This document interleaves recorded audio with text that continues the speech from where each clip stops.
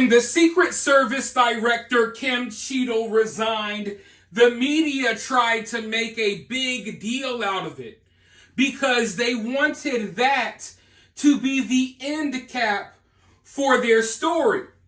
They pretended as if it was a huge victory for people who support Donald Trump. You guys successfully got the DEI hire to step down. Someone was held accountable.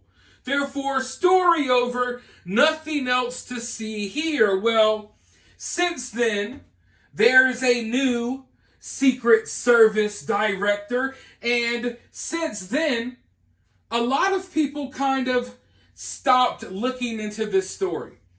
A lot of people stopped really paying attention to this story, including the media. I mean, the attempt on Donald Trump's life, that's yesterday's news. Everyone's talking about Kamala and her VP pick and this and that.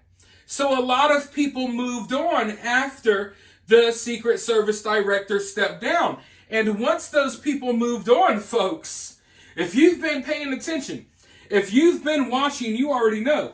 Once the Secret Service director stepped down and a lot of people moved on from the story, all of a sudden they started changing and tweaking the details.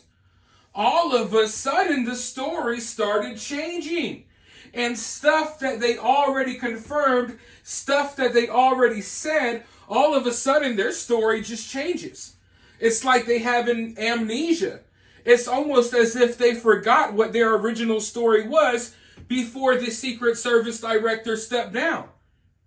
But the new Secret Service director has been having these little press conferences and things of that nature, and I've been listening to him talk, and he said some concerning things. I want you to listen to what he says right here. As you listen, let me know what you think down in the comments below. And then after he talks, I'll tell you what I think in just a moment. At 6 p.m., former President Trump took the stage to begin remarks. And based on what I know right now, neither the Secret Service counter-sniper teams nor members of the former president's security detail had any knowledge that there was a man on the roof of the AGR building with a firearm. It is my understanding that personnel were not aware the assailant had a firearm until they heard gunshots. All of a sudden, the Secret Service no longer had any idea about Thomas Matthew Crooks. All of a sudden, the story changes. Wait, folks. This is something that was confirmed very early on, that law enforcement knew about Thomas Matthew Crooks. And the longer and longer we waited, the more and more we found out. It's not like they found out that Thomas Matthew Crooks was there a moment before the tragedy happened. No, they knew for like hours, folks. Different law enforcement agencies, different people on scene, they knew and saw Thomas Crooks acting suspiciously at different times, but they knew. We even have the freaking text messages to prove it. Yes, that's right, ladies and gentlemen. We already have the text messages where law enforcement, where they were communicating back and forth about seeing Thomas Matthew Crooks. And then you know what? Take the text messages, take all of that, everything that the police and Secret Service have said so far, take that and put it to the side. Even though, to be clear for the record, they've already stated that they knew Thomas Matthew Crooks was there, all of a sudden that just went out the window. But put all of that to the side.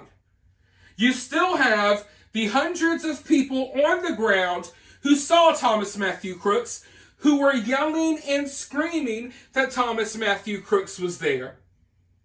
They were yelling, hey, he's got a GUN.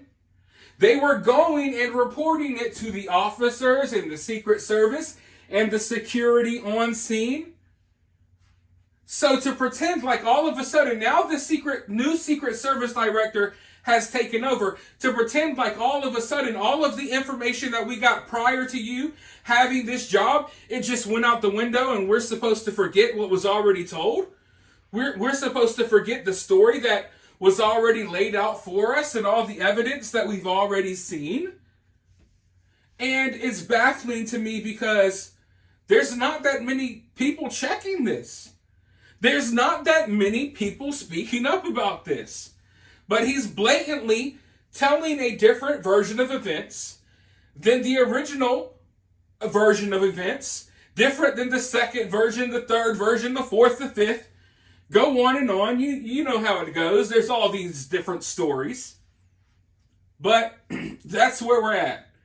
You know, usually as investigations go along, pieces of the puzzle come together, you start to see a clearer picture. With this investigation, the longer it goes, the more confusing it gets. And they do that purposely. They do that purposely. And unfortunately for me, unfortunately for you all watching this video, we're the ones paying attention. We see what they're doing. But the rest of the American public, they've already moved on. So, this is yet another situation that they're definitely going to get away with. No one's going to be held accountable, and it may happen again. But for now, let me know your thoughts about this down in the comments below. While you're down there, hit that thumbs up, hit that subscribe. And if you find yourself getting too worked up by all of this, remember, it's just political cinema.